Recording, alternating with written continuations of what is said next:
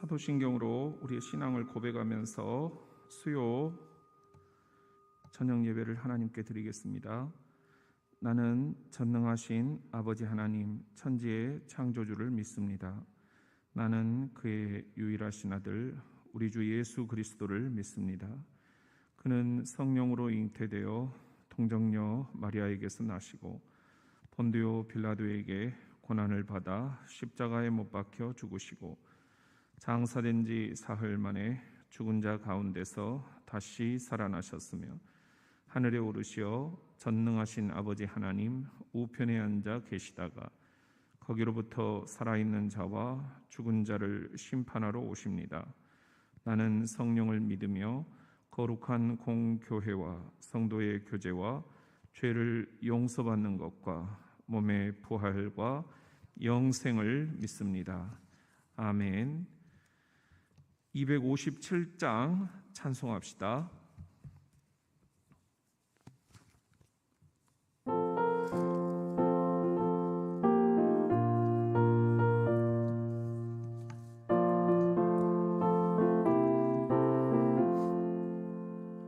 마음에 가득한 의심을 깨치고 지극히 화평한만으로 찬송을 부르는 어린 양 예수의 그 피로 속죄함 얻었네.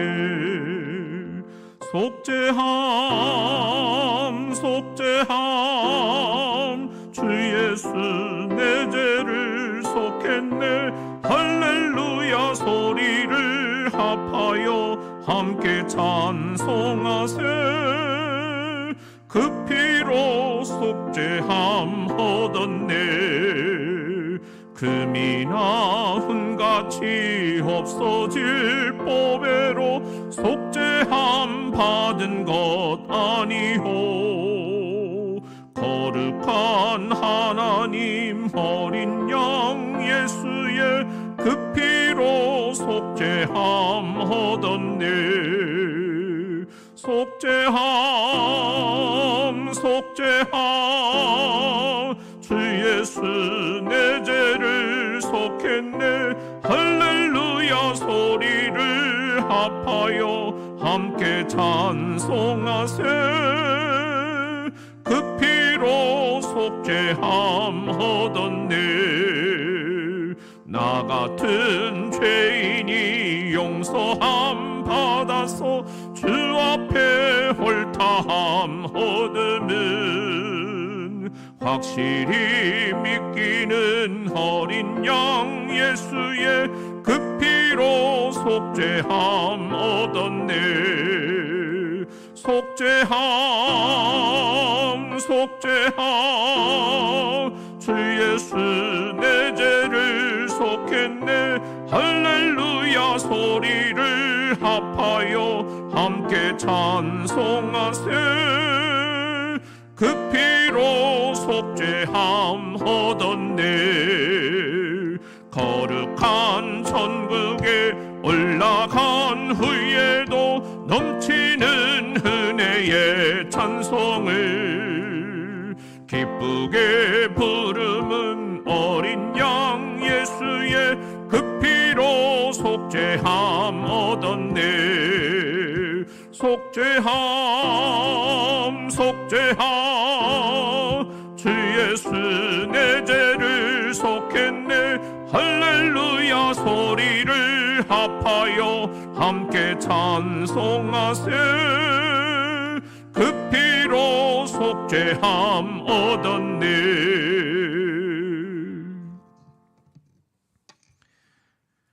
오늘은 레이기 강의 16번째 시간입니다. 예수의 피라는 제목으로 함께 은혜 나눌 말씀은 레이기 17장 1절부터 16절입니다. 우리 구약성경 172쪽 레이기 17장 우리 1절부터 18절 말씀 교독을 하겠습니다. 예수께서 모세에게 말씀하여 이르시되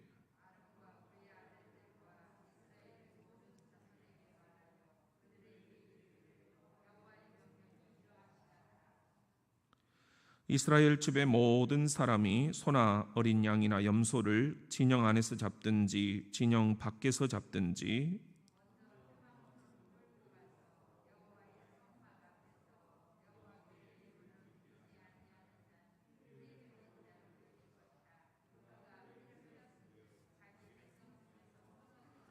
그런즉 이스라엘 자손이 들에서 잡던 그들의 재물을 회막 문 여호와께로 끌고 가서 제사장에게 주어 화목제로 여호와께 드려야 할 것이요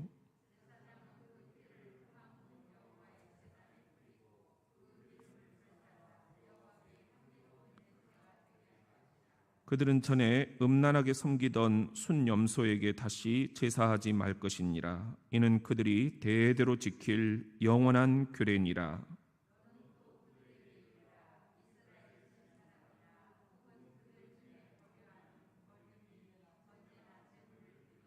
회막 문으로 가져다가 여호와께 드리지 아니하면 그는 백성 중에서 끊어지리라.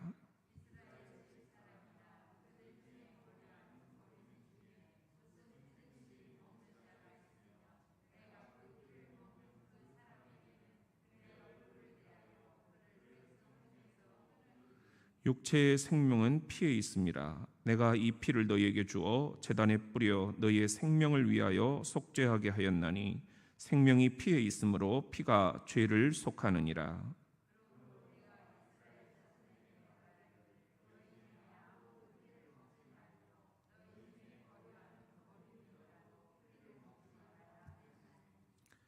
모든 이스라엘 자손이나 그들 중에 거류하는 거류민이 먹을 만한 짐승이나 새를 사냥하여 잡거든 그것의 피를 흘리고 흙으로 덮을 지니라.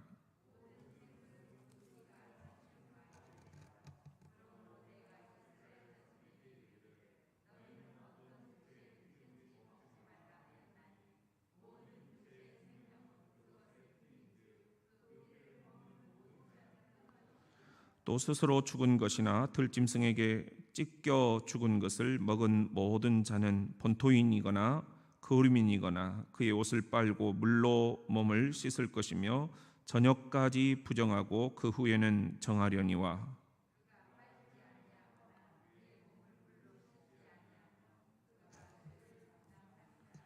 아멘. 이것은 살아계신 하나님의 말씀입니다.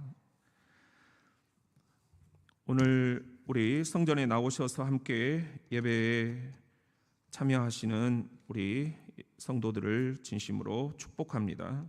또 오늘 줌으로 또 유튜브로 참여하시는 분들도 진심으로 환영하고 감사를 드립니다.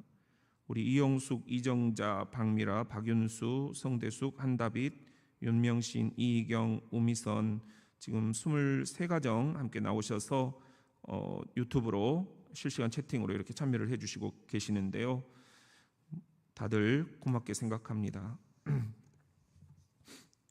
레이기는 이렇게 둘로 나눌 수가 있어요. 그래서 1장부터 16장까지는 공동체에 관한 겁니다. 이 공동체를 어떻게 해야 될 것인가. 그래서 이 공동체를 이끌어가는 제사장들이 알아야 될 것,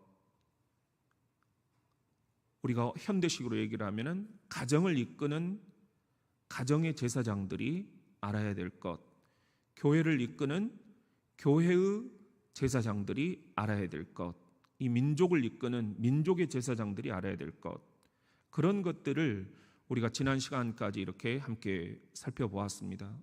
오늘 이제 17장부터는 각 개인이 알아야 될 내용들입니다.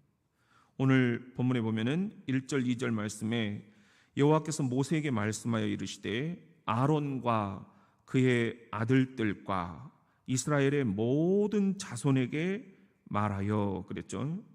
여기 이제 아론 제사장이죠. 그의 아들들도 제사장의 직을 물려받은 거죠. 역시 제사장이죠. 플러스 이제는 이스라엘의 모든 자손에게 말한다. 각 개인에게 말한다. 그게 오늘 이야기가 나오고 있는데요. 특별히 17장에서는 피에 관한 것입니다. 피에 관해서 각 개인이 알아야 될 내용들이 있다. 우리 같이 한번 따라합시다. 피는 신성하다. 신성하다는 것은 거룩하다는 거죠. 피는 거룩하다는 거예요. 우리가 지금 치유, 행복, 거룩 이 세 가지를 예수 안에서 탐구하는 것, 이것이 우리들의 목회 신학이다. 잘 알고 계시잖아요. 그런 의미에서 우리가 거룩을 어떻게 추구할 건가, 레이기를 공부해야 된다. 그래서 우리가 레이기에 지금 주목을 하고 있는데요. 오늘 27장에서 피도 거룩에 관한 것입니다. 오늘 11절 말씀 시작. 육체의 생명은 피에 있습니다. 내가 이 피를 너희에게 주어 제단에 뿌려 너희의 생명을 위하여 속죄하게 하였나니 생명이 피에 있으므로 피가 죄를 속하느니라. 이 17장에서 여절 말씀이 바로 이 11절이에요. 이 11절의 이야기는 생명이 피에 있다. 다른 말로 하면은 피는 생명이다라는 겁니다. 그렇죠? 우리가 이 몸에서 피가 빠져나가 버리면 생명이 끝나는 거죠. 그래서 어떻게든 간에 막 피를 집어넣으려고 하는 거잖아요. 피는 거룩하기 때문에, 생명과도 같기 때문에 아무 데서나 흘려서는 안 됩니다. 오늘 3절에 보면은 이스라엘 집의 모든 사람이 소나 어린 양이나 염소를 진영 안에서 잡든지 진영 밖에서 잡든지 먼저 회막문으로 끌고 가서 여호와의 성막 앞에서 여호와께 예물로 드리지 아니하는 자는, 여호와께 드리지 아니하는 자는 피 흘린 자로 여길 것이라. 그가 피를 흘렸은즉 자기 백성 중에서 끊어지리라. 피를 흘리는 것, 이것은 여호와께 예배를 드리기 위해서 제물을 잡을 때 외에는 피를 흘려서는 안 된다. 그것은 피 흘린 자로 여길 것이다. 여호와께 드리는 이 목적을 위해서 피를 흘리는 것 말고 다른 데서 아무 새든지 피를 흘리는 것은 살인으로 보겠다라는 겁니다. 여기서 피 흘린 자로 여길 것이라, 살인자로 여길 것이다, 그런 말씀이에요. 그만큼 피는 아무 데서나 흘려서는 안 된다. 너무나 생명과 같은 피이기 때문에 그 피는 매우 소중하게 여겨져야 된다, 생명처럼 여겨져야 된다 하는 그런 말씀이에요. 두 번째로, 하나님이 이 피를 받으시는 유일한 대상이어야 된다는 겁니다. 피는 하나님께만 드려져야 된다 하는 거예요. 5절에 보면은 그런즉 이스라엘 자손이 들에서 잡던 그들의 재물을 회막문 여호와께로 끌고 가서 제사장에게 주어 화목제로 여호와께 드려야 할 것이다. 여호와께 드리는 피가 돼야 된다 하는 것입니다. 그 다음 6절에 보면은 제사장은 그 피를 회막문 여호와의 제단에 뿌리고 그 기름을 불살라 여호와께 향기로운 냄새가 되게 할 것이라. 여호와께 향기로운 냄새가 되게 하는 것, 이 목적으로 쓰여져야 된다. 7절에 보면은 그들은 전에 음란하게 섬기던 순염소에게 다시 제사하지 말 것이니라. 이는 그들이 대대로 지킬 영원한 규례니라. 여호와께 드리기 위해서 순염소를 잡은 거죠. 그런데 이 순염소가 우상이 돼버린 거예요. 순염소에게 다시 제사하지 말지니라. 무슨 말이에요? 이스라엘 사람들이 하나님께 예배를 드려야 되는데 순염소에게 예배를 드리고 있다는 거예요. 자기들이 하나님께 드릴 제물을 우상으로 섬기고 말았다라는 거죠. 우리도 자칫 착각할 수가 있습니다. 우리도 도구를 하나님께 예배드려야 될 그 도구를 우상처럼 받들 수가 있다라는 거예요.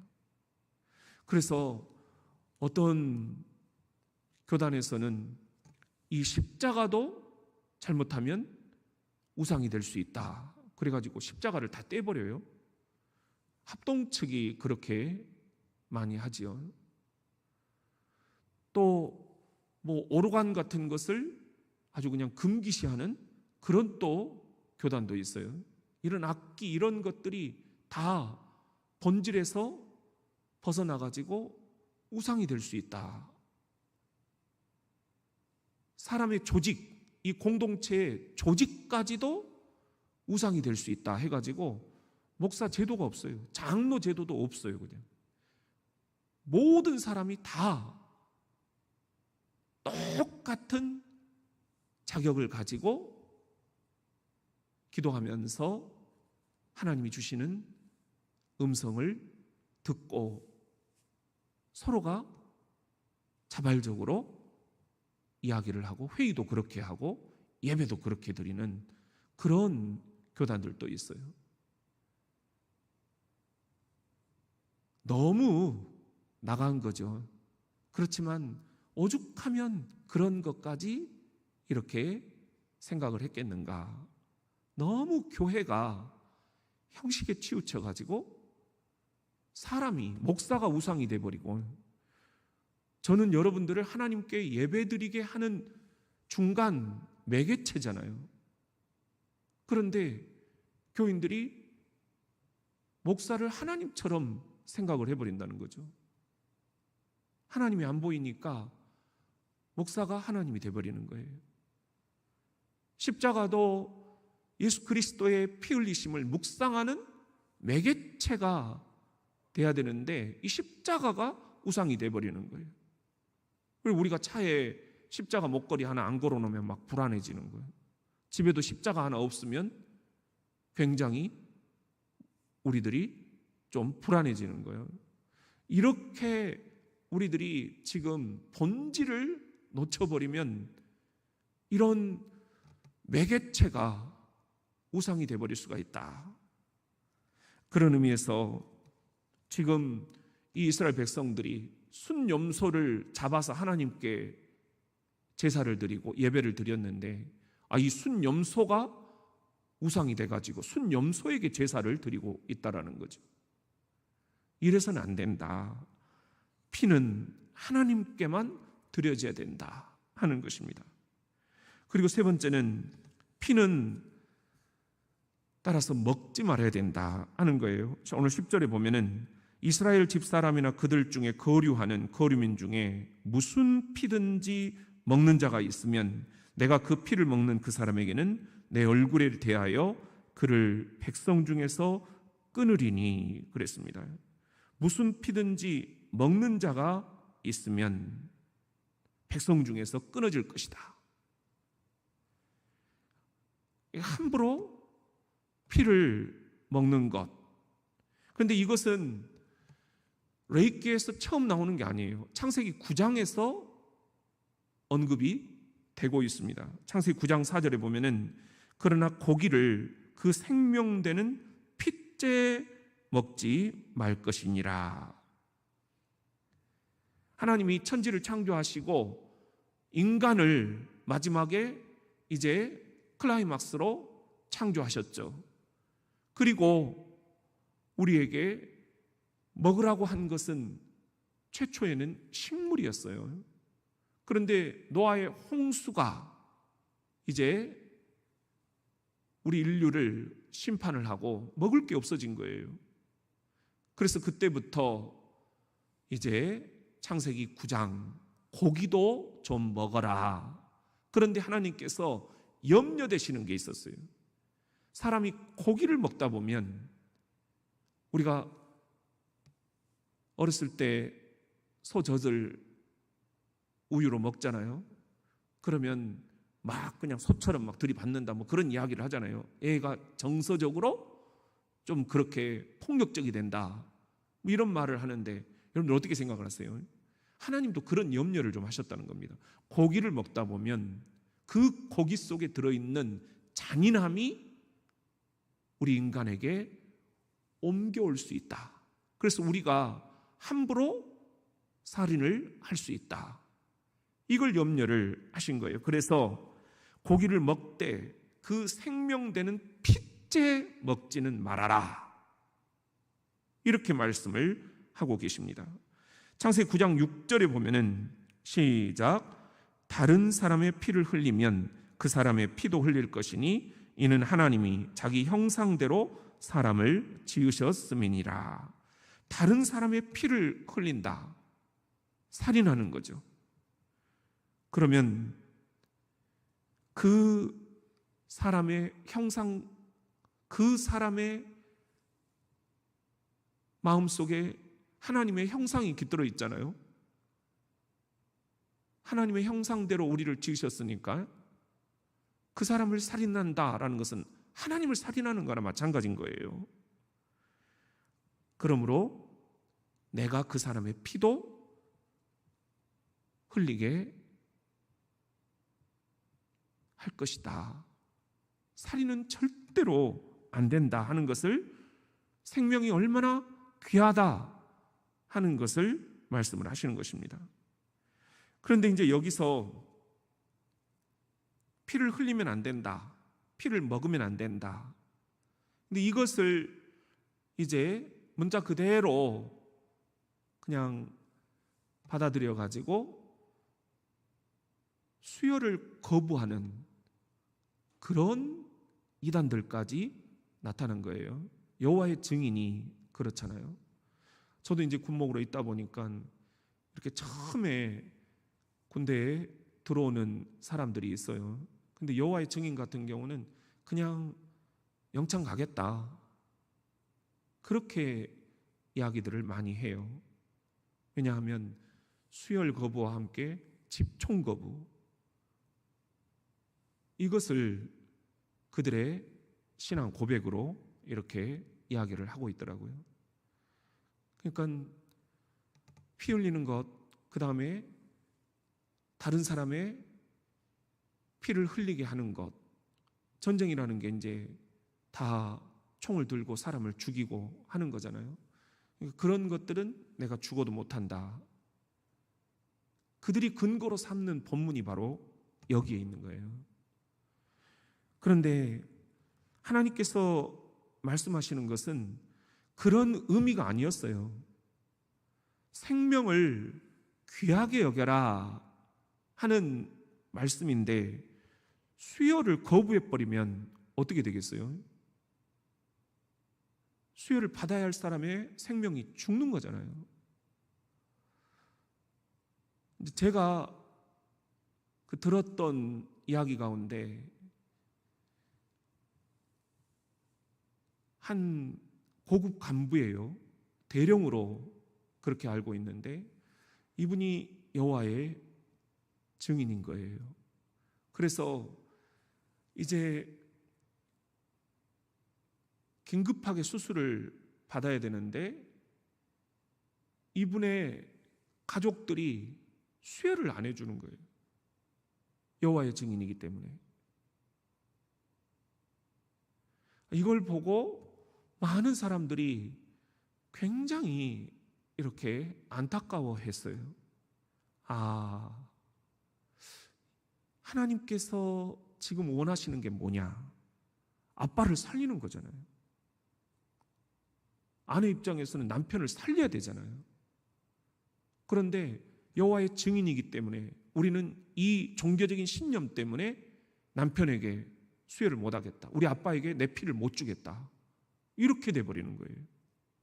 이게 율법이 사람을 죽인다 하는 것입니다. 고린도후서 3장 6절 말씀 우리 같이 한번 읽어봅시다. 시작.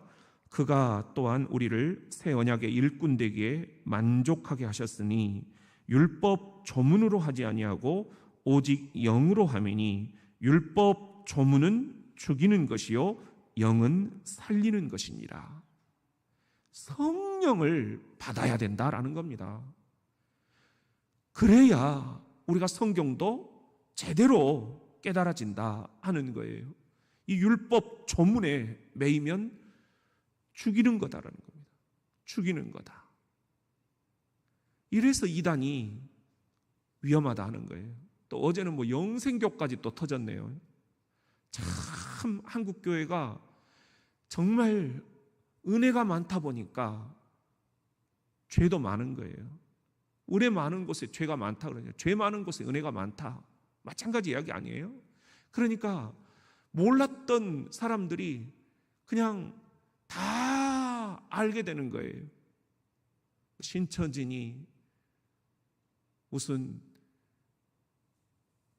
이 영생교까지, 이제는 이런 사이비 이단들이 얼마나 우리 한국 사회 안에서 지금 이렇게 왜곡된 신앙생활을 하고 있는지 다 드러나는 겁니다. 그리고 어떻게 보면 하나님께서 이것을 다 정리하시는 기간 같아요. 오히려 터질 건 터져야 된다. 드러날 건 드러나야 된다. 그래서 진짜 교회가 뭐냐? 이제 우리가 이걸 고민해야 된다는 겁니다. 진짜 한국 사회를 위해서 이 교회가 뭘 해야 되느냐? 이게 이제 분명히 드러나야 된다는 것입니다.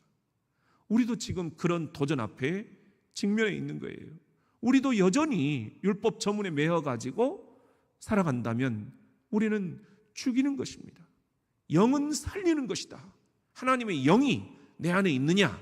하나님의 영이 우리 교회 안에 있느냐? 성령 충만해야, 성령으로 섬겨야, 성령으로 목회해야, 성령으로 봉사해야 목사도 장로도 안수입사도 권사도 집사도 청년들도 자녀들도 사람을 살리는 일들을 할 수 있다 하는 것입니다. 안 그러면 다 본질에서 떠나서 자기 고집대로 신앙생활을 해버리는 거예요. 그냥 하지 않으니만 못한 거예요. 오히려 예수의 이름을 더럽히는 거예요. 영생교는 자기가 하나님이라고 그러잖아요. 얼마나 한국교회를 지금 욕먹이고 있는 거예요. 우리도 이럴 가능성이 충분히 있다라는 거예요.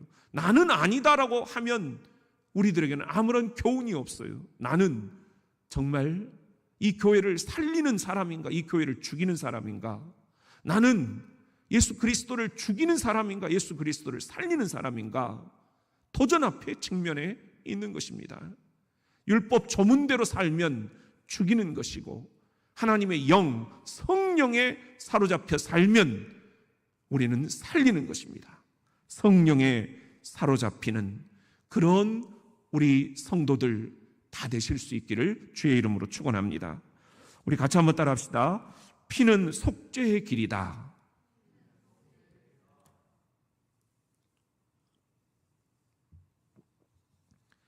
오늘 11절 요절 말씀 다시 한번 읽어봅니다. 시작.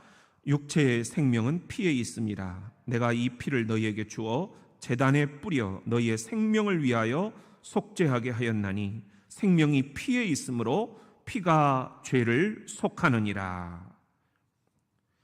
생명이 피다. 피가 생명이다. 무슨 말이에요?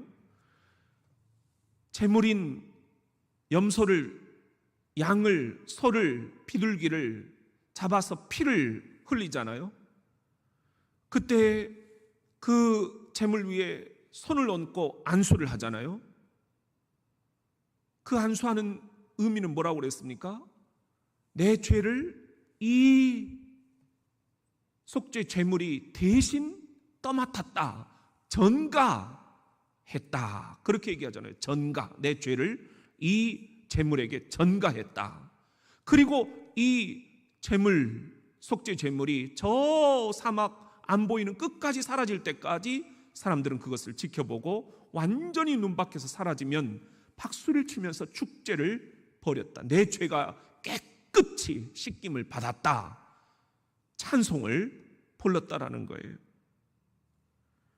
그렇기 때문에 피, 이 제물이 흘리는 피, 이것은 내 죄를 깨끗이 속죄함을 받는 그런 상징이었다 하는 것입니다. 그러므로 예수 그리스도가 피를 흘리셨다 하는 것은 얼마나 놀라운 사건인가. 그분이 나를 대신해서 내 죄를 짊어지시고 속죄 제물이 되셨다 하는 거예요. 이 레이기에 표현되는 이 말씀이 생명이 피에 있으므로 피가 죄를 속하느니라. 이 말은 예수 그리스도의 피가 내 죄를 속하느니라. 이 말씀이다. 예표가 되는 말씀이다. 영의 눈으로 이 레위기를 읽어야 된다. 그런 의미입니다. 베드로전서 1장 2절 말씀 복음입니다. 시작.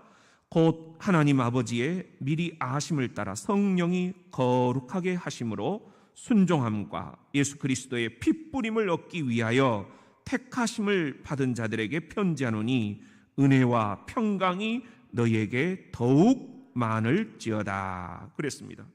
크리스찬이란 누구냐? 그리스도인이란 누구냐? 예수 그리스도의 핏뿌림을 얻기 위하여 택하심을 받은 자.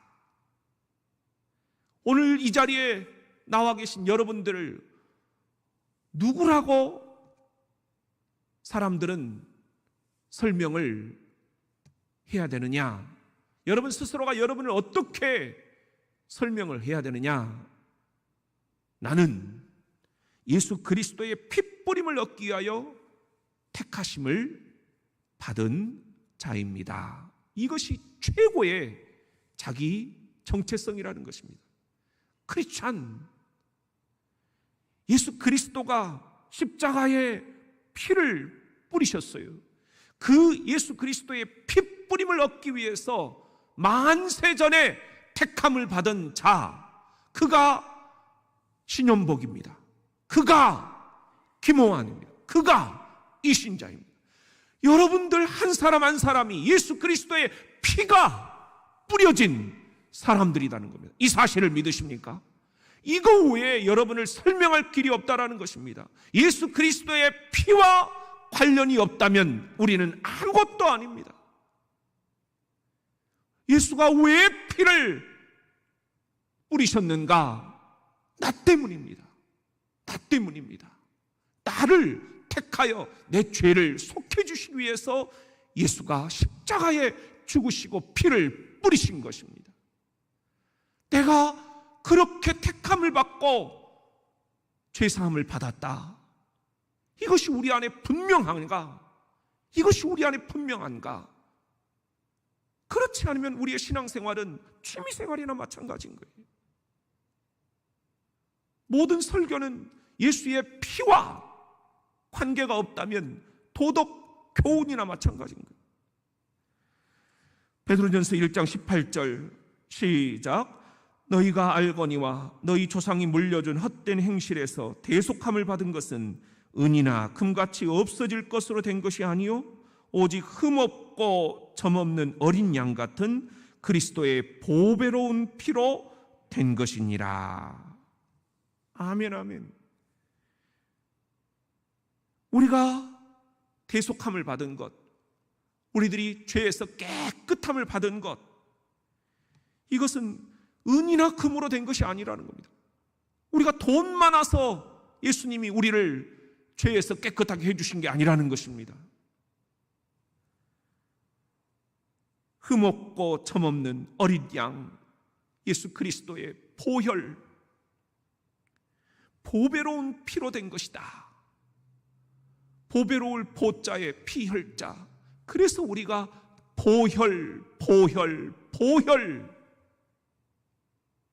철로역정을 공부할 때도 순례자가 처음에 그 영적 갈증을 어떻게 노래했어요? 예수 그리스도의 피 그러면서 천국을 향해 순례를 시작을 했잖아요. 그래서 우리가 보혈송을 부르는 거예요. 찬송 가운데 최고의 찬송은 보혈송이요, 예수의 피밖에 없네. 예수의 피를 찬송하는 것, 이것이 최고의 찬송입니다. 예수의 피가 우리의 모든 질병을 치료합니다. 모든 기도 가운데 최고의 기도는 예수의 피로 기도하는 것입니다. 모든 봉사 가운데 최고의 봉사는 내 힘으로 하는 게 아니라, 내 실력으로 하는 게 아니라, 내 돈으로 하는 게 아니라 예수의 피, 예수의 피, 예수의 피로 봉사하는 거예요.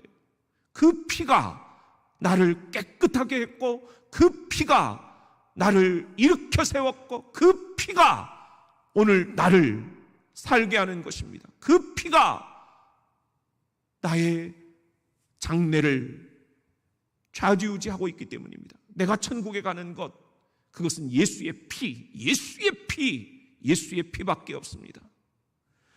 오늘 그런 의미에서 그리스도의 보배로운 피, 그리스도의 보혈로 우리들이 충만해지고 예수의 피 외에는 다른 할 말이 없게 되기를, 이번 연휴 기간도 예수의 피, 예수의 피, 예수의 보혈, 예수의 보혈, 예수의 보혈만을 묵상할 수 있기를, 우리 사랑하는 대전 장로교회 온 성도들이 예수의 보혈, 예수의 피밖에 없네, 이 교회 안에 예수의 피가 깨끗하게 우리를 낫게 하고 예수의 피가 우리를 온전히 거듭나게 하고 예수의 피가 이 교회 안에 있는 모든 어둠의 세력들을 물리쳐버리고 예수의 피가 이 교회 안에서 유일한 우리의 영적 선물이 될 수 있기를 주의 이름으로 축원합니다.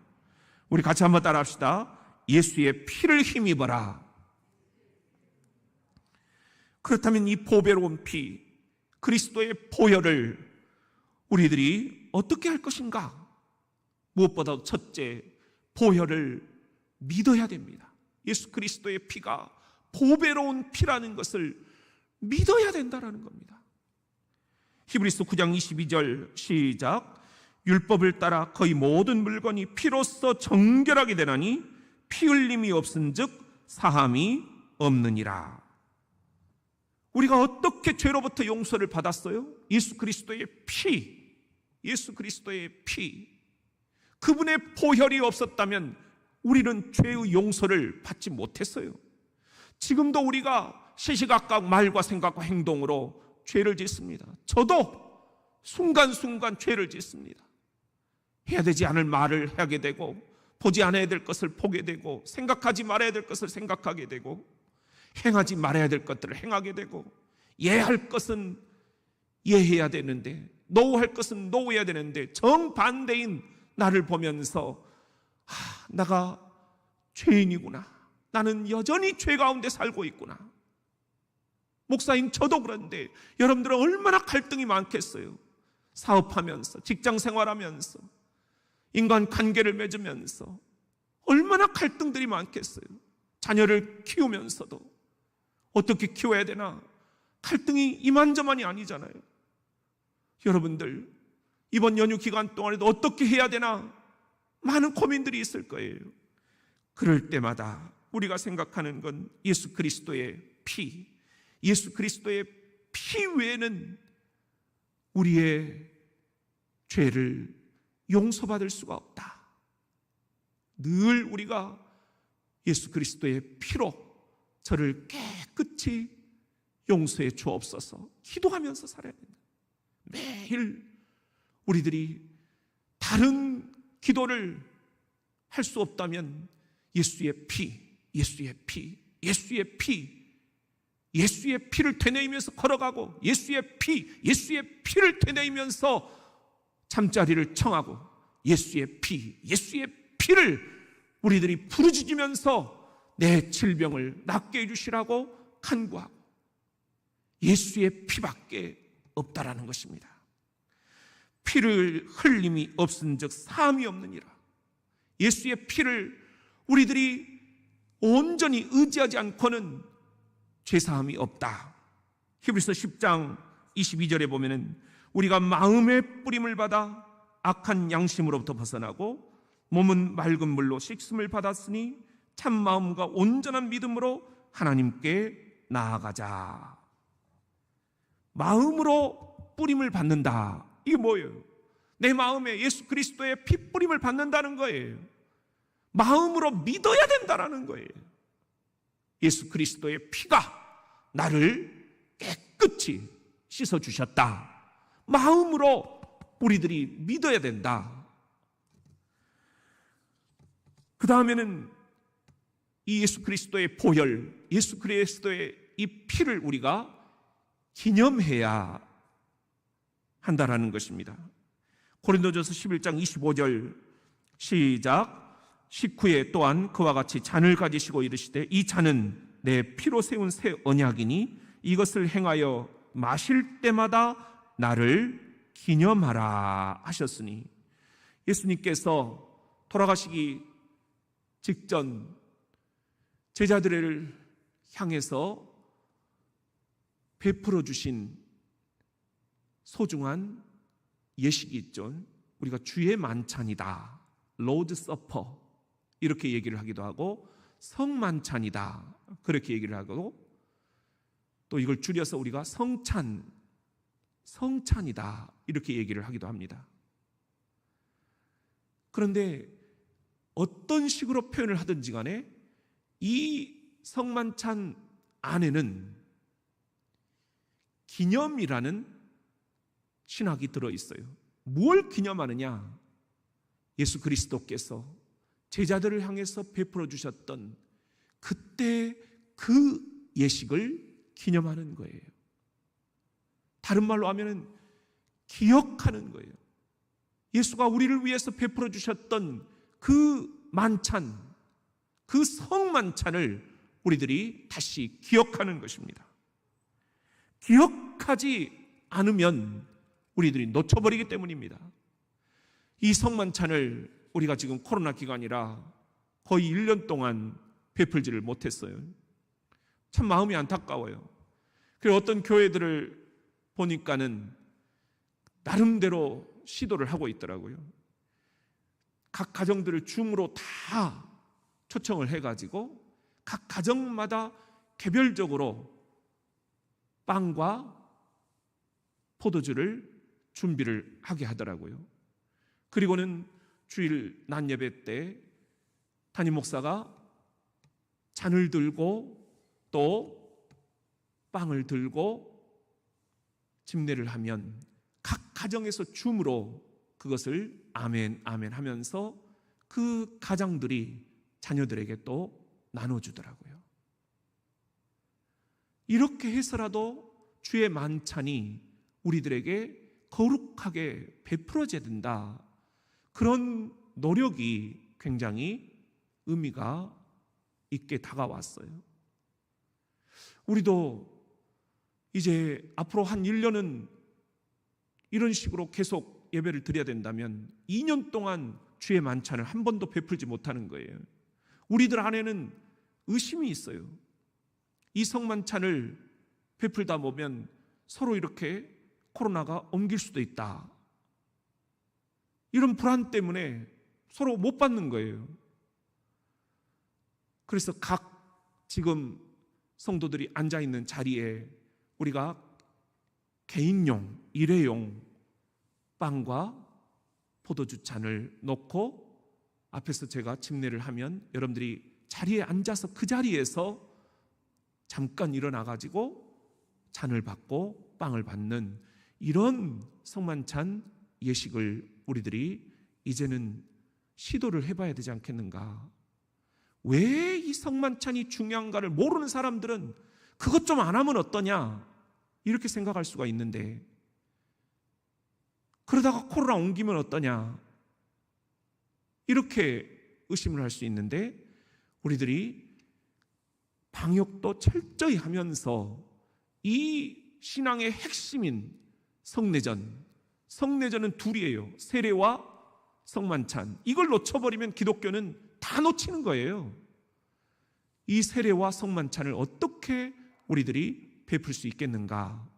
이것을 함께 고민해 볼 수 있는 그런 이제 때가 온 것 같아요. 나를 기념하라. 나를 기념하라. 주님을 기억하고 주님이 왜 나를 위해 피를 흘리시고 몸을 찢겨주셨는지를 기념하지 않으면 우리는 그리스도의 제자가 아니다. 세 번째는 그분의 피를 마시는 것입니다. 요한복음 6장 53절 예수께서 이르시되 내가 진실로 진실로 너희에게 이르노니 인자의 살을 먹지 아니하고, 인자는 사람의 아들 예수 그리스도죠. 인자의 피를 마시지 아니하면 너희 속에 생명이 없느니라.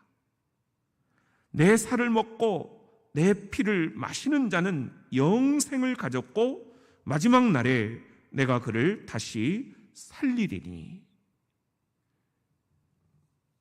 우리가 성만찬을 통해서 예수 그리스도의 살을 먹고 피를 마시는 것, 이것이 왜 중요하냐? 그 기념을 통해서 우리가 영원한 생명을 가졌다 하는 것을 재확인하는 것입니다. 마지막 날에 주가 나를 다시 살리실 것이다, 이 믿음을 다시 확인하는 것입니다. 그렇기 때문에 우리들이 주의 만찬을 함부로 무시해서도 안 되고 또 함부로 다뤄서도 안 된다. 그래서 옛날에는 성만찬 예식이 끝나면 그걸 훈련을 시켰어요. 성만찬 위원들, 이제 장로님과 그 예배 위원들이 있잖아요. 그러면은 남은 것들을 어떻게 할 것인가? 이게 신학책에 굉장히 많은 논쟁거리였어요. 그 역사가 쫙 기술이 돼 있어요. 근데 보면은 가장 바람직한 것은 성만찬에 남은 빵과 잔을 이제 예배가 끝난 다음에 여기 장로님과 그 위원들이 담임 목사와 함께 기도를 하고 그걸 함께 나누어서 여기서 딱 끝을 내는 것이 하나의 방법이에요. 왜냐하면 예수 그리스도의 피라고 해놓고 막 사방대 흘리고 다니는 것, 이건 매우 비신앙적이다라는 거죠. 그리고 빵 같은 거 이런 것들을 남았다고, 뭐 포도주 남았다고 막 집으로 싸가가지고 회식할 때 쓰겠다, 뭐 반찬 만들 때 쓰겠다, 이건 절대로 있을 수 없는 이야기라는 거죠. 그것은 예수의 몸이고 예수의 피이기 때문입니다. 그러니까 여기서 기도하고 다 마셔라 하는 거예요. 그리고 또 하나는 오늘 성만찬에 참여하지 못한 병자들, 입원해 있는 분들, 그리고 꼭 성만찬이 필요로 하는 분들이 있어요. 그분들을 신방을 가라는 거예요. 담임 목사가 직접 갈 수가 없다면 이 성만찬에 위원들이 있잖아요. 이 장로님과 성도들이 각각 둘씩 이렇게 흩어져서 그분에게 가서 빵과 잔을 나눠드리고 오라는 거예요. 그렇게 해서 이 예배 시간에 하늘을 향해서 축사했던 예수님처럼 하나님께 감사 기도를 드리고 먹었던 이 빵과 잔이 오늘 참여하지 못한 이들에게도 함께 베풀어질 수 있도록 해라. 이게 교회 역사의 신학이에요. 그리고 또 하나는 그렇게도 남는 것이 있다면 세 번째는 밖에 교회 마당에 삽을 들고 그걸 파서 거기에다가 기도하고 전부 싹 이렇게 거룩하게 묻으라 하는 이야기입니다. 절대로 함부로 가지고 다니거나 흘리지 말아라. 이게 이제 잘 안 돼 있다 보니까 그냥 우리들이 성만찬을 이렇게 좀 우습게 여기거나 남은 것들에 대해서 아주 비신앙적으로 다루는 그런 일들이 우리 한국 교회 안에 좀 있어요. 특히 이제 그런 훈련이 안 돼 있는 교회들은 가장 거룩한 이 성만찬을 가장 거룩하지 않게 다루는 것들을 보게 됩니다. 고린도전서 11장 29절, 자 시작. 주의 몸을 분별하지 못하고 먹고 마시는 자는 자기의 죄를 먹고 마시는 것이니라. 그러므로 너희 중에 약한 자와 병든 자가 많고 잠자는 자도 적지 아니하니. 주의 몸, 성만찬이죠. 이 성만찬이 얼마나 거룩한가 하는 것을 영적으로 분별하지 못하고 함부로 먹고 마시는 자, 이것은 자기 죄를 먹고 마시는 것이다. 그건 죄라는 것이에요. 이걸 교회가 교육을 안 시켰기 때문에 교회들이 너무 엉망이라는 겁니다. 지금 고린도 교회가 지금 그런 상황이라는 거예요. 그리고 여기서 지금 이야기하잖아요. 너희 중에 약한 자, 병든 자가 많은 이유, 너희 중에 신앙적으로 잠자는 자가 적지 않은 이유, 성만찬을 함부로 다루기 때문이다. 이건 놀라운 말씀이에요. 우리가 기도 안 해서 그런다, 이런 게 아니에요. 주의 몸을 함부로 다루기 때문에 너희가 그렇게 약하고 너희가 그렇게 병든 자들이 많고 너희 교회 안에 영적으로 잠들어 있는 자들이 많다. 장로면 뭐하냐? 예배에 참석 안 하는데. 안수집사 권사면 뭐 하느냐? 예배에 안 나오는데. 집사면 뭐 하느냐? 예배에 안 나오는데. 주의 몸을 소중하게 생각하지 못하니까, 주의 만찬을 거룩하게 분별하지 못하니까 우리들이 이 주의 몸을 먹고 마시는 것을 너무 우습게 여기니까 약하고 병들고 영적으로 잠자는 자들이 교회 안에 많다. 고린도 교회만일까요? 우리 교회 형편은 어떤가? 우리가 이것을 한번 살펴볼 필요가 있습니다. 우리는 어떤가? 나는 어떤가? 나는 어떤가? 저에게 주시는 말씀 같아요. 성만찬을 회복해야 되겠구나. 우리 교회가 주의 몸과 주의 피를 거룩하게 분별하는 것을 다시 회복해야 되겠구나. 봉사 열심히 하는 것 가지고 나는 교회에서 했다, 할 만큼 했다, 이건 아닙니다. 내가 교회를 이 정도 다녔으니까 이것도 교회 안에서 자랑할 게 아닙니다. 나는 돈 벌어야 되니까 이것도 우리가 자랑할 것이 못 됩니다. 주의 몸, 거룩한 주님의 이 만찬을 우리들이 거룩하게 분별하면서 우리들이 교회 안에 거룩을 다시 회복하는 것, 예배를 회복하고 기도를 회복하고 찬송을 회복하는 것, 이것이 우리 교회가 됐으면 좋겠습니다. 아무리 코로나고 하더라도 우리가 놓치지 말아야 할 것들이 있습니다. 진짜 우리들이 지금 놓치고 있는 것이 무엇인가? 주님이라면 나를 지금 어떻게 평가를 하고 계실까? 우리가 이런 마음으로 이 시간에 히브리서 10장 19절 말씀을 함께 읽습니다. 시작. 그러므로 형제들아, 우리가 예수의 피를 힘입어 성소에 들어갈 담력을 얻었나니. 우리가 힘입어야 될 것은 예수의 피, 예수의 피밖에 없다. 예수의 피밖에 없다. 예수의 피를 힘입어야 성소에 들어갈 담력을 얻는다. 코로나 핑계대면서 성소에 오지 못하는 여러분들, 유튜브 듣고 줌으로 듣고 지금 실시간 채팅을 하고 있는, 그래도 여러분들은 정말 어떻게라도 이 예배를 드리고 싶어하는 분들인데, 그러면 우리 다른 분들, 성소에 들어오지 못하는 분들, 우리가 예수의 피를 힘입어 성소에 들어갈 담력을 얻었다 했는데요, 정말 이 말씀이 우리 안에 살아있는 말씀이 되기를 예수님의 이름으로 축원합니다. 기도하겠습니다.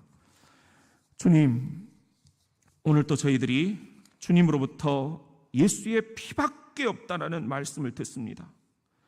예수의 피가 우리에게 성소에 들어갈 담력을 얻을 수 있는 유일한 길이 될 수 있도록 도와주시옵소서. 예수님의 이름으로 기도드립니다. 259장 찬송합시다.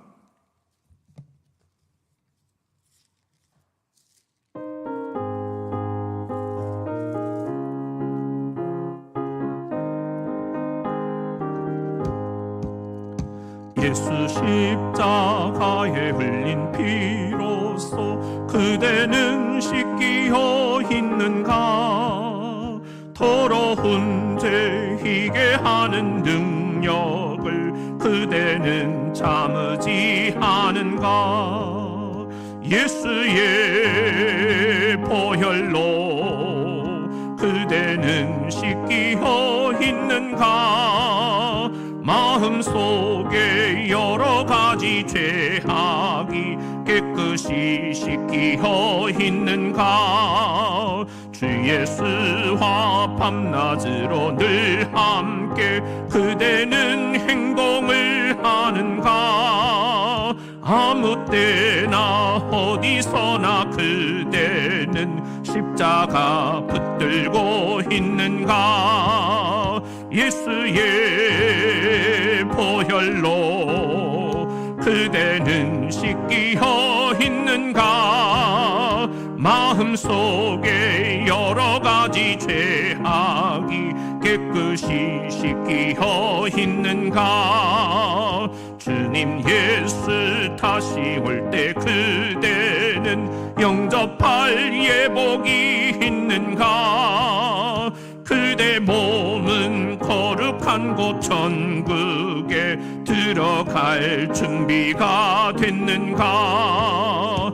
예수의 보혈로 그대는 씻기어 있는가? 마음속에 여러 가지 죄악이 깨끗이 씻기어 있는가? 모든 죄에 더러워진 예복을 주 앞에 지금 다 벗어서 샘물같이 솟아나는 보혈로 눈보다 더 희게 씻으라. 예수의 보혈로 그대는 씻기어 있는가? 마음속에 여러 가지 죄악이 깨끗이 씻기어 있는가? 4절 모든 죄에 더러워진 예복을 지금 다 주 앞에 벗어서 샘물같이 솟아나는 보혈로 눈보다 더 희게 씻으라. 예수의 보혈로 그대는 씻기어 있는가? 마음속에 여러 가지 죄악이 깨끗이 씻기어 있는가? 예수의 피밖에 없습니다. 주님께서 우리들에게 지금 뭐라 말씀하시는가? 우리 함께 이 시간에 기도하기를 원합니다.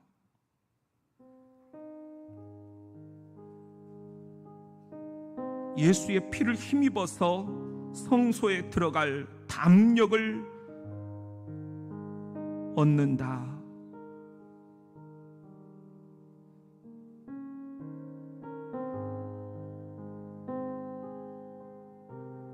내 안에 예수의 피가 있는가? 예수의 피를 정말로 내가 지금 믿고 있는가?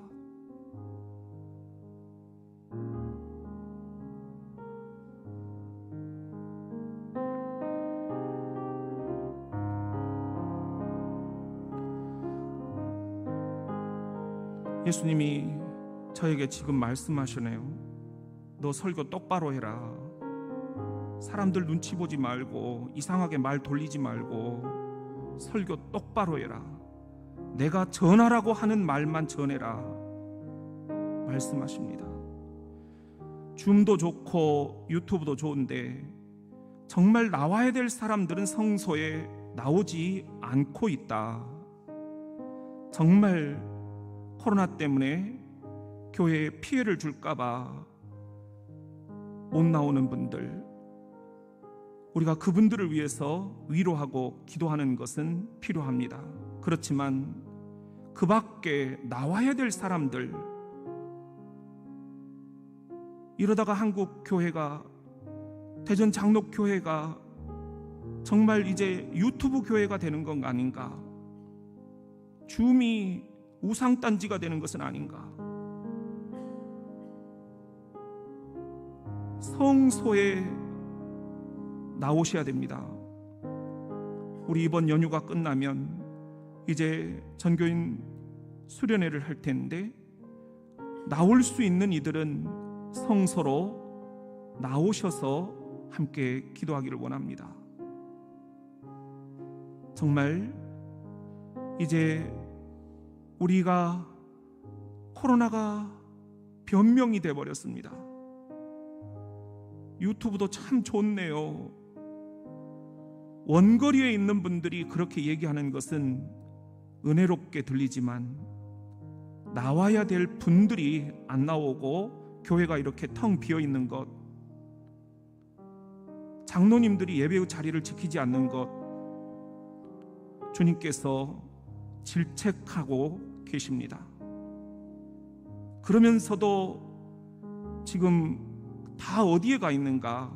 회식 자리에 가 있고, 카페에 가 있고, 음식점에 가 있고, 술자리에 가 있고, 회의 자리에 가 있고, 세상에서 하는 모든 일들은 다 하면서 예배를 놓쳐버렸습니다.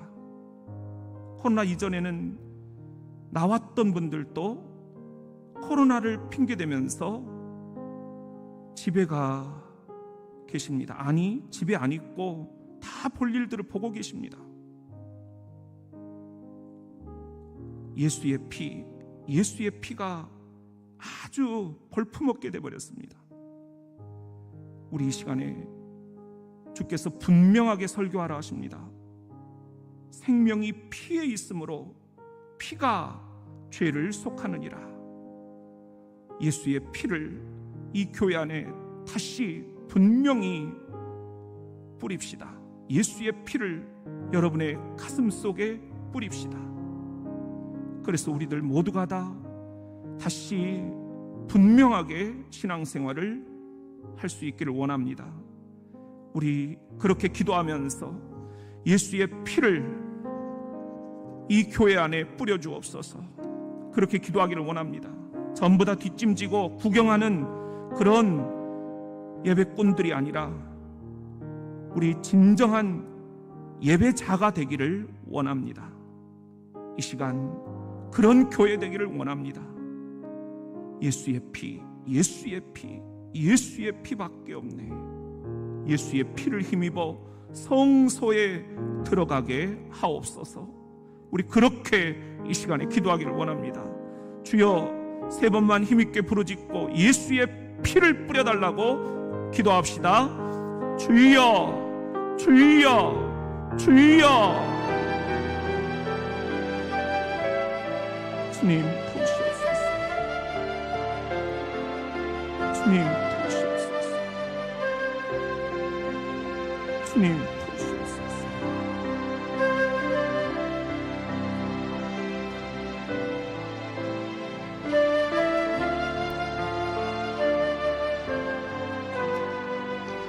주님 도우시옵소서. 주님 도우시옵소서.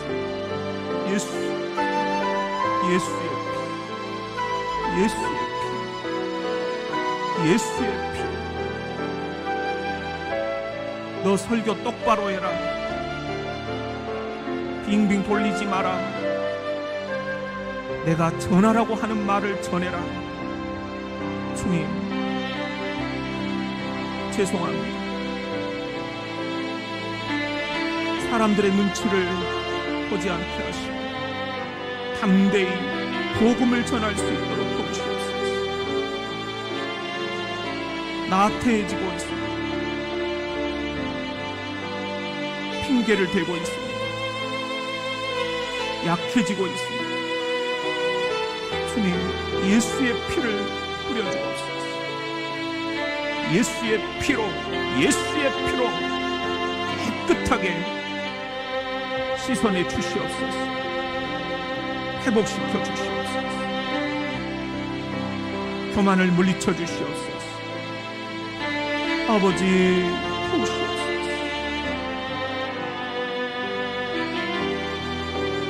아버지 도우시옵소서.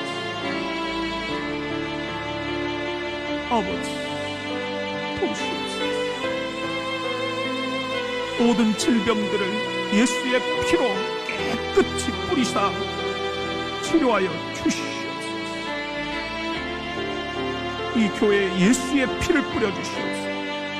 우리 사업처마다, 가게마다, 직장마다, 가정마다, 오가는 교통편들마다 예수의 피를 뿌려 주시옵소서. 위험한 곳들 예수의 피를 뿌려 주시옵소서. 모든 무기력, 모든 우울, 모든 염증, 모든 나약한 것, 모든 병든 것, 모든 영적으로 잠자고 있는 것 예수의 피가 뿌려질지어다. 예수의 피로 깨끗이 씻김을 받을지어다. 예수의 피로 다시 일어서게 될지어다.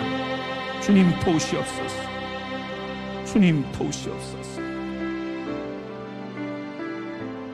주님 도우시옵소서.